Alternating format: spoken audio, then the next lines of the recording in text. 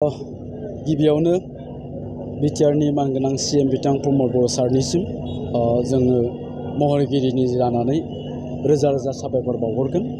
मानोना बियो जोंनि गोलाव समनि मोनसे आसामोन, सिमांमोन। दिनै बे सिमाङा मोगथाङाव जाफुंसारबाय।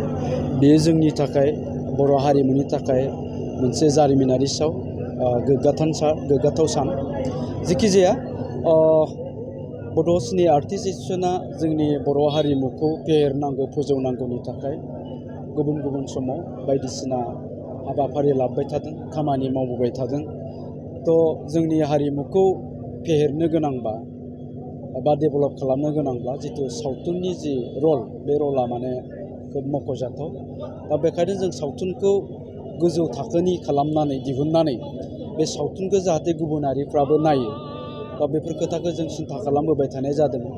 गतिके गोजौ थाखोनि सावथुन दिहुननो गोनांब्ला जोंनो सिनेमा हलनि जे गोनांथि दङ, बे गोनांथिखौ जों सानखांनो हादोंमोन।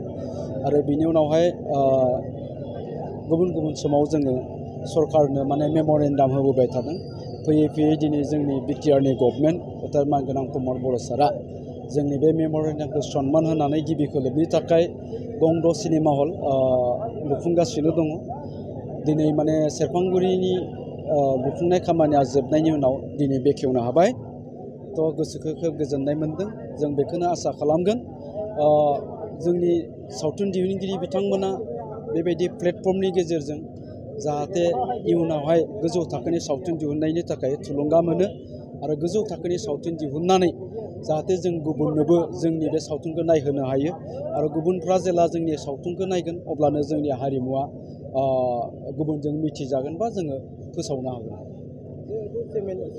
निस्सय बेयो दिनै जि सिनेमा हल जोंनि गेजेराव गिबि खेबनि थाखाय जा 6टा सिनेमा हल लुफुंगासिनो दं, बिनि गेजेरजों जोङो मोनसे डिसिप्लिनाव लाबोनो हागोन। आरो साफ्रोमबो दिहुनगिरिया बा डाइरेक्टरफ्रा बे सावथुनखौ गोजौ थाखोनि जे खालामनो नांगौ, बे खोथाखौ सिन्था खालामगोन। बेनो जोंनि मोनसे आगानसे जौगानाय। आं आसा खालामगोन इयुननि समावहाय आरोबाव जोङो बिनि अनगायैबो गोबां माने सिनेमा हल मोननो हागोन। आरो बे बाथ्राखौ दिनै बेखेवनाय नैबे हाबाफारियाव सीएम सारआ जोंनो खोथा होलांदों दे उननि समाव जोङो लासै लासै बेबायदिनो सिनेमा हलखौ लुलांबाय थागोन होननानै। जोंनि जायगायावहाय बर'फोरनि ओनसोलाव जोङो 50निफ्राय माने 60-70हालागै मिनि सिनेमा हल लुफुंनो हानाय केपासिटि दङ। मानोना जोंनि बर'फोरनियाव सावथुन अनसायग्रानि आंखाल गैया। गतिके बेखिनिखौ जों फुल प्रेजेन्ट खालामनो हायोब्ला जोङो सावथुनखौ गुबुन गुबुन जौगा हारिनि सुबुंफ्रा जेरैबायदि सावथुन दिहुनो, जोंबो बेबायदिनो सावथुनखौ दिहुनलांनो हागोन।